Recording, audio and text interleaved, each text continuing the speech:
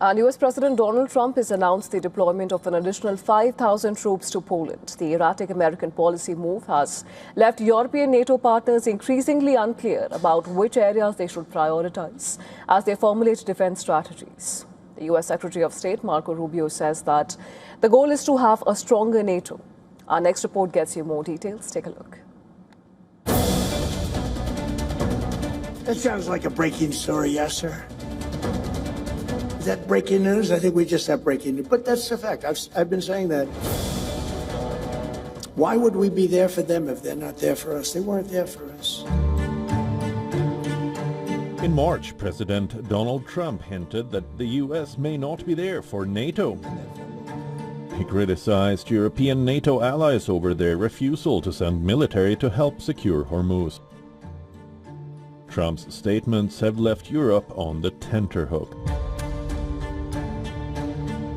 A week ago, the Pentagon indicated that Washington is chalking out plans to reduce its troop presence in Europe by around 5,000 personnel. Earlier this month, Trump announced he would be withdrawing 5,000 troops from Germany following a spat with Chancellor Friedrich Merz over Iran war.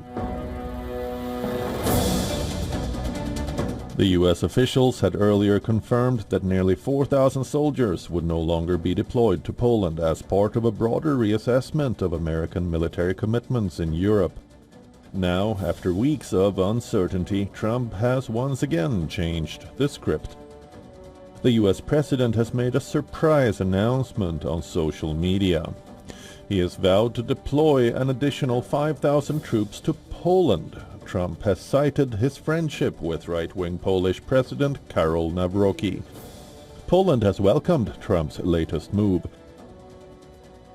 I want to thank President Trump for his announcement that the rotation, the presence of American troops in Poland will be maintained more or less at previous levels. I want to thank the President and everybody who contributed to this decision.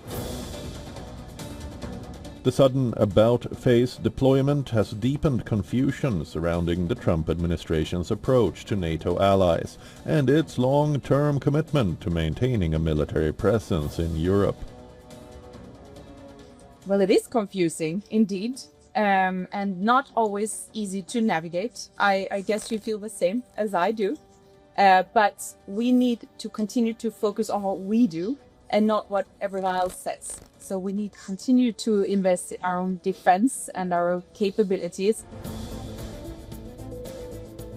Though the NATO chief, who has tried hard in recent months to soothe Trump's displeasure with his allies, has cautioned Europe. But let's be clear. The trajectory we are on, which is a stronger Europe and a stronger NATO, making sure we will, over time, step by step, be less reliant on one ally only, as we have been for so long, which is the United States. At present, the U.S. maintains approximately 80,000 to 100,000 military personnel stationed across Europe. However, the U.S. military posture in Europe has become highly unpredictable due to conflicting actions of Trump. You know, what's happening now is that any decision that's announced or made is viewed through the broader context of some of the, the frictions that we've had in recent months. But at the end of the day, I think it's well understood in the alliance that the United States troop presence in Europe is going to be adjusted. That work was already ongoing, and it's been done in coordination with our allies. I'm not saying they're going to be thrilled about it, but they certainly are aware of it. We have obligations in the Indo-Pacific, we have obligations in the Middle East, we have obligations in the Western Hemisphere.